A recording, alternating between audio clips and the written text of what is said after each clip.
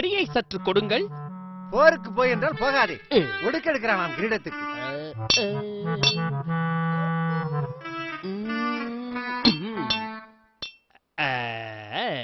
குருநாயரு, என்னுடைய கிரீடம் ஆமா சற்று மங்களாக உள்ளது. இதற்கு புலி இருக்கிறதல்லவா? புலியா? என்னையும் பயன்படுத்துகிறாய். புலிடா, விளக்குவதற்கு சொன்னேன். குழம்பில் போடு புலியா? பிடிபட்டது பிடிபட்டது. ஊரிலே தொல்லை கொடுத்துக் கொண்டிருந்த சிறுத்தை உள்ளேதான் இருக்கிறது, எடுத்து விட்டேன். அப்பா, என்ன சொல்றாய்?